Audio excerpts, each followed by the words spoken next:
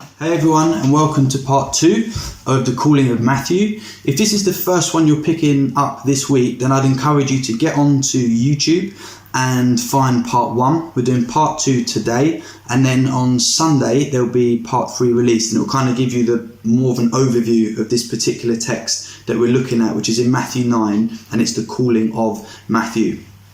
So a question for you to think about is, have you ever looked at someone else's life or something they've achieved, the skill set they've got, and you just almost a sense of being overwhelmed, like how on earth do you even start to go about achieving something like that with your life? And I know that's a very relevant question for us as a family, because we've started watching this channel called People Are Awesome on YouTube, and the things people have managed to do with their life is incredible.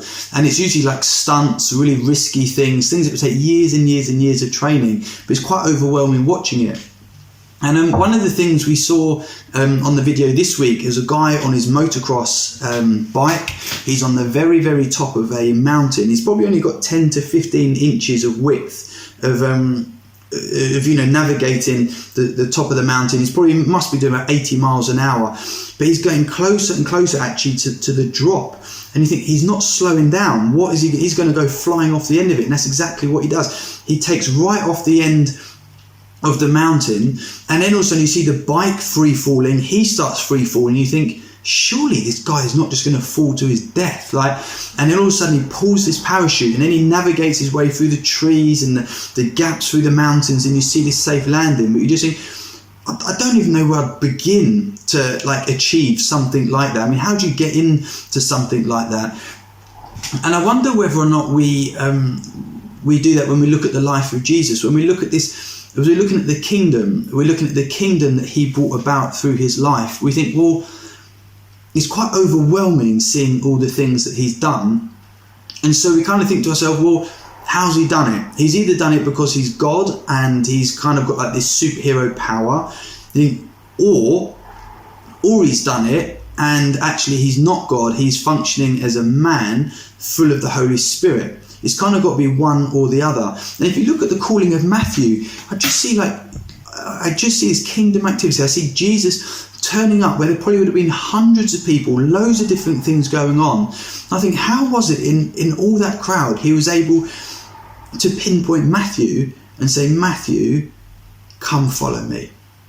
And then how was he from there to be able to immediately find himself in Matthew's house with all of Matthew's friends and those sort of people in his circle of life, and influence in such a powerful way?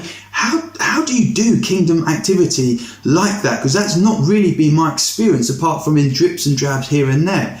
And it comes back to this question, well, if it's just that Jesus was God and he kind of did this as a superhero, then you think, okay, well, let's read the stories, but let's sit back and just applaud, what Jesus has done.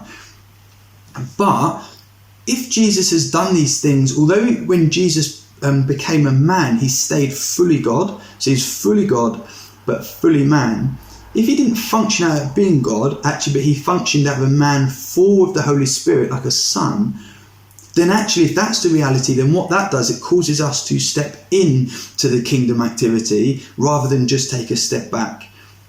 And Peter, who was Jesus's one of his best friends, who spent the most amount of time with Jesus, he calls something out that was written down in the book of Acts. So this will only be a few years after the resurrection of Jesus. So this is really first hand. This hasn't gone through 15 generations of Chinese whispers.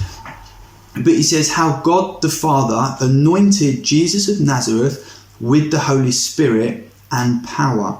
And he went around doing good and healing all who were under the power of the devil, because God was with him. So what it shows there, it says, actually, the way Jesus did all of the things he did was actually not functioning so much as God with, like a superhero power.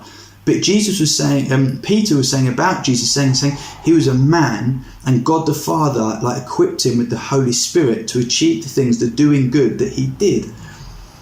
So at which point you think, well, so that I don't become overwhelmed with the kingdom that I want to see brought into the island here at Guernsey, I want to think, well, how did Jesus do that then? How did he live that life out where he brought such supernatural, powerful kingdom activity in his everyday life? This was at Matthew's workplace, his tax collector's booth. We said it in part 1. This didn't take place, some religious meeting. This was normal everyday life, and yet something so powerful happens. Well, how does that happen? And Jesus gives us the clue here as to how he lived his life so that this was the reality of the life that he lived. So he's speaking to his disciples in John 5, and he says, "Very truly I tell you," talking about himself, he says, "the Son can do nothing by himself. He can only do what he sees the Father doing, because whatever the Father does, the Son also does." Listen to that. Jesus is saying, he says he can do only what he sees the Father doing. He can do nothing by himself. He's saying, I can do absolutely nothing by myself. And I think when I find myself overwhelmed by maybe wanting to see the kingdom brought in through this series, because this is not something we just want to talk about, it's something we want to actually implement and see the face of this island changed. Actually, how do I not become overwhelmed? It's by resting in the fact that, gosh, actually, if I did just want to do this by myself, I could do nothing. But actually, if I follow Jesus' model of only doing what he saw the Father doing, then actually there is hope that I also can bring about this kingdom activity, and the same for all of us, to not become overwhelmed. And actually, as we continue to look through Matthew and draw on the other Gospels as well, we'll realise that this account of what happened in Matthew, this was not like some freakish one-off thing that happened. This was an overflow of the life that Jesus lived. As he only did what he saw the Father doing, as he was full of the Holy Spirit. We see situations like in John 4, with this very immoral woman at the well in the middle of the day. Jesus turns up and he's having this very normal conversation in one sense, which probably many of us could relate to. But then Jesus has an ability to take it to a supernatural level and to start really bringing in the kingdom and bringing hope to this lady, to the point she was so overwhelmed in a positive way as to her encounter with Jesus. The very thing she turned up for at the well with her water, she dropped the water jar, she ran back to her village and said, "You've got to let me tell you about this guy that I've met." You think, well, how did Jesus do that? And then you look at the life of the calling of Zacchaeus. Again, crowds and crowds of people. And somehow Jesus has the ability in all of that to hear the Father's voice and say, "I want you to call Zacchaeus, the guy up the tree." So he does. He calls Zacchaeus, and then he finds himself in Zacchaeus' house among all his friends, relatives. And you think, how has he achieved such kingdom activity? It's because he knew that the key to all of it, the key to this kingdom activity, was to cultivate this relationship with his Father and to be full of the Holy Spirit. And that was what he was devoted to. That's what he guarded first among all things. And we get a glimpse of this, that actually this was his priority from a young age. There's not a lot in the Bible about Jesus' childhood, but we get glimpses. And one of them is that Jesus' parents have lost him. The crowd that he's travelling with, they've lost Jesus. And after days, they backtrack and they find him. And where do they find him? They find him in the temple. And what did Jesus say? Really 12 years old, you think the guy would be really apologetic. I'm so sorry for, not keeping up with the crowd. But he wasn't apologetic at all. Blasé, he just said, "Didn't you know that I must be about my Father's business?" This lifestyle of spending time with his Father, of being full of the Holy Spirit, was something he was cultivating from a very young age. And it's got to be the same for us as well. The reality, what I am realizing more and more and more, is that the kingdom we want to see brought in tomorrow will be as a result of our choices and priorities that we make today. And so because Jesus chose to cultivate time with his Father and to be full of the Spirit, it meant situations like Matthew and changing and influencing Matthew's circle of friends could happen, because Jesus made the choices and priorities of his life the day before to enable the kingdom activity to happen the day after. And it really will take for us to have a life devoted to walking with Jesus as sons, as daughters, full of the Holy Spirit, to really start tapping into the kingdom life that Jesus has for us. And I heard a really, really powerful story quite a few years ago now, but it was of a world famous violinist, and he was about to retire, and this was his last concert. So some of his fans from all around the world had got together, and as he played the last note, he got down after a huge round of applause off the side of the stage, and a young musician came up to him and said, "Sir, I would give my life to be able to play like you've just played."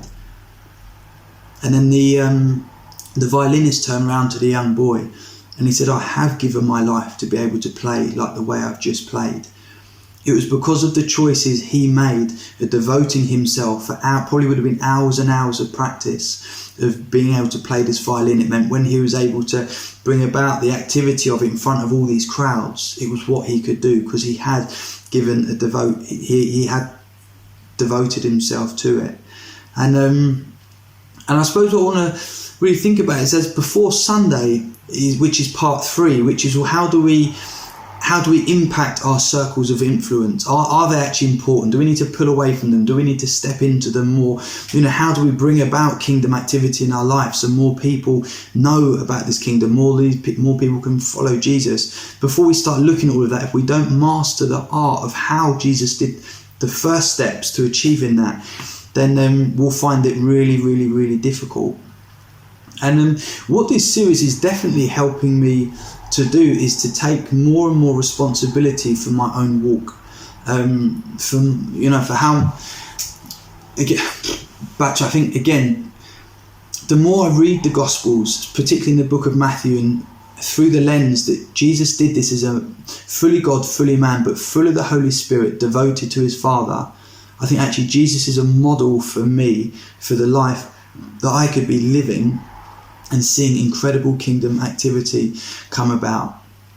And we shared it as well, in one of the other talks in this series, and it was where Jesus said it's the Father's delight to give the children the kingdom to his children. So we don't have to bend God's arm for this, but what we have got to do is learn to partner with him. And there's other incredible promises as well. So this is Jesus speaking to his disciples in John 15. And he says, "I am the vine, you are the branches."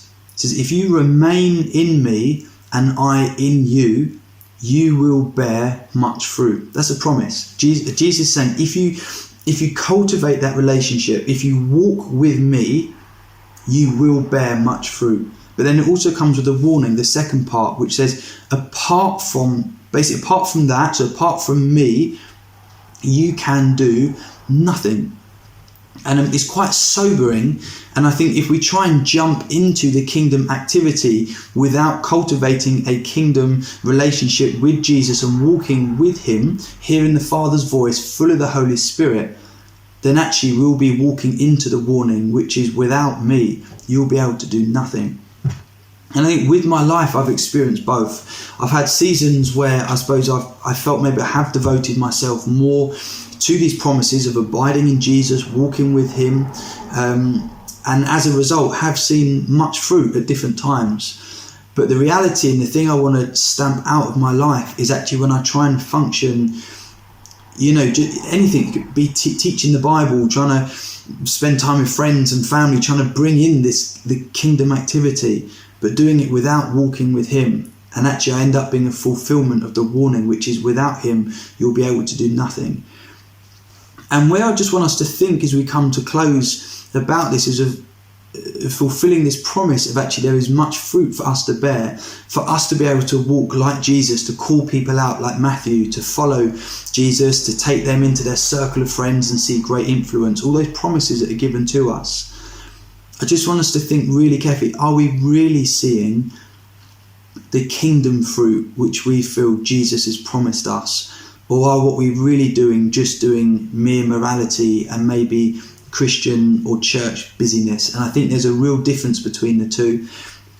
And I know this won't be the same for everyone. For some people, lockdown has meant, especially probably maybe if you're a key worker or you've got young kids and you're staying at home with them, then potentially the amount of time you've got in your hands has gone down, and it's a struggle to really pursue that relationship with Jesus. But actually, for a lot of people, you've lost your commute, your workload maybe has gone down, you've just got a lot more time on your hands. And I want to encourage you before Sunday to take this like 3-4 day gap and ask yourself the question, first of all, are you hungry to see the things that Jesus promises us, the kingdom activity? And if the answer is yes, then ask yourself, well, am I really cultivating the relationship that Jesus modelled with the Father so that I can see it come about? And maybe pray, sing, read the Bible, and find something inspiring, get a pen and paper, and maybe start thinking about how can I reshape my life that it looks like I'm a devoted person to walking with Jesus first and foremost in every aspect of life, so that I'm able to bring about this kingdom activity. All right, so I'm gonna be doing that as well myself over the next few days. And I just want to say as well, like with this, like the ball is in our court, and I say our includes me, Nathan, the other guys as well. It's the ball is in our court as to really how much we want to see. And we looked at the calling of Peter previously in the week, and Jesus gave him promise. He says, "I'm calling you Peter, that you can be like a rock. I'm giving you another promise, that you can be a fisher of men, that you can change and catch up many people in this kingdom." But actually there was that link there, which was Peter's responsibility to walk with Jesus to make that happen. And I think it's the same for us. Actually, let's think about what is our relationship like with God? Is it something we're devoted to? Because if not, then we're going to fall into the trap of what Jesus warned, that we will be able to do nothing. But if we can master that art, then we can fall into the promise which Jesus says, "I've got much fruit for you to bear." All right, so I'll leave that with you guys, and I really look forward to catching up with you more on Sunday. Take care.